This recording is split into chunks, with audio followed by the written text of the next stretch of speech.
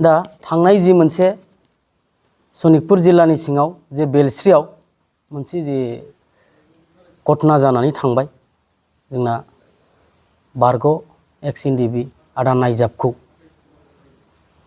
जि बेलस्रिनि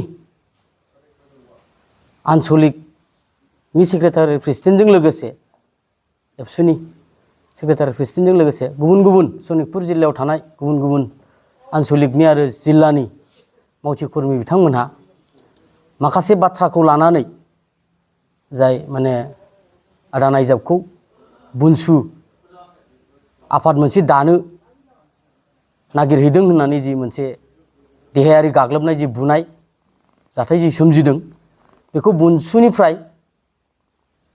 strongly बा थोंजों सोंखारिगोन आरो निन्दा होगोन। मानोना भारत हादरा मोनसे डेम'क्रेसि हादर, बाहाय साफ्रामहाबो आफाद दानानै गावनि थांखि बिथांखि गावनि मोनथायखौ मोननो थाखाय सोमावसारनो उदांस्रि दं। बिनिखायनो बेहायदि जे सनितपुर बा बिश्वनाथआव जि बुनसुखौ दाहोआ बियो बे बाथ्राखौ रावबो आफादफोरा जा माहारियारि आफादानो जा सोरबा पलिटिकेल आफादानो जा अबेबा मोनसे आफादफोरानो जा बिथांमोना हमथानो हाया।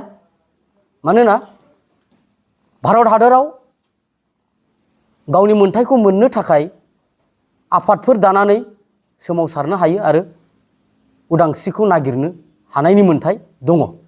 बेनिखायनो जिबायदि मोनसे बेलस्रियाव जि जोंनि आदा नायजाब एक्स एनडिबिनि बिथांखौ जि बुबाय एबसुनि जे माखासे कर्मिफोरा बिनि सायाव बुनसुनि जानानै स्ट्रंलि बा गोख्रोङै मोनसे जों सोंखारिगोन आरो जों मोनसे थोंजोङै बाथ्राखौ बुंगोन।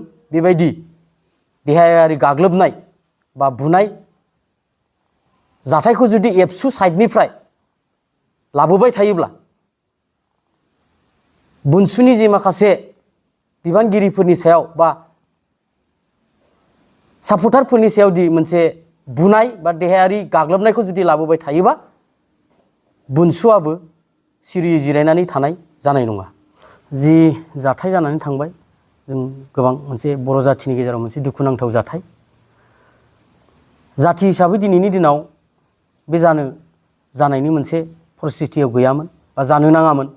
बेखौ जों बुनसुनिफ्राय गोबां दुखु मोननाय फोरमायगोन। जि बिथां बिनायजाब आदानि सायाव आदाया सासे हारिनि बा बर' हारिनो आलादा रायजो सोरजिनो थाखाय हाग्रा बंग्रायाव थाहैनानै जुजिथाबबायनानै बिथांमोनहा मोनसे आलादा न'खर सोरजिनो नाजादोंमोन। नाजाबोयै बिथांमोना दिनैनि दिनाव माखासे समनि थासारियाव बिथांमोना उदां अख्राङाव फैबाय। दा मोनसे बाथ्राया जों गोसोआव मोनसे जों दुखु मोननाय फोरमायदों। मानोना जाय मानसिया बड'लेण्डनि थाखाय गावनि न'खर गावनि बिमा बिफा गावनि बिदा फंबायखौ नागारनानै पुलिस मिलिटारिफोरखौ बहय बहय दिनै दं गाबोन गैया जिउखौ लानानै बिथांमोना खारखोमाबायनानै उदांस्रि सोरजिनो नाजादोंमोन। दा बैफोरबायदि सासे मावथि बिथांमोनखौ जोंनि जाथिनि गेजेराव थानाय एबसु आफादा बुनानै बड'लेण्डखौनो लाजि फोनांदों होननानै जों बुनसुनिफ्राय थोंजोङै बुंगोन आरो बेजों लोगोसे बर' जाथिखौनो लाजि फोनांदों होननानै आं बुनसुनिफ्राय रोखायै बुंगोन।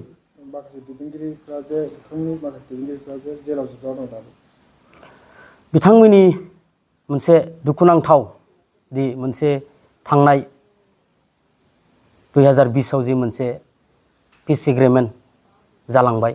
बे जालांनायनि गेजेरजों जि मोनसे सरकारनि जि आसाबादि जि मोनसे आसा होदोंमोन जोंनिनो आंगो एनडिएफबि बिदा फंबाय बिथांमोनखौ, नाथाय दिनै जिबायदि आसा होदों बेबायदि जायाखै। बिथांमोनहा दासिमबो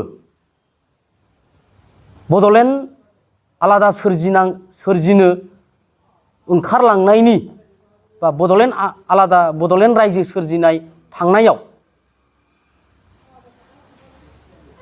दिनै बिमा बिफाखौ नागारनानै अरायनि थाखाय जोबथेसालियाव जोबजानानै दङ। दा बिनिखायनो जि बिथांमोननि जि आफाद, दा बिथांमोना जि मोनसे बड'लेण्ड जि सिमां नुनानै थांदोंमोन, दा बिथांमोना जि माखासे कर्मिफोरा बा मावथिफोरा जेलाव जोबजानानै थाहैबाय।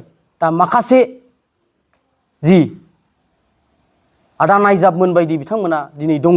दा बिथांमोननि जि गोरबोआव दासिमबो जि गावसिनि जि आलादा रायजो सोरजिनायनि जि सिमां, बियो जि नांथाबनानै दं। दा बेखौ बबेबा नङा बबेबा लामाजों जाफुंहोनो नाजानायाव दिनै बबेबा बर' माहारिनि बा जोंनि माहारिनिनो बबेबा मोनसे आफादा बुनानै बिथांनि जि आलादा रायजो सोरजिनायनि जि सिमां बेखौ फोजोबनानै हागोन, बे माब्लाबाबो जाया।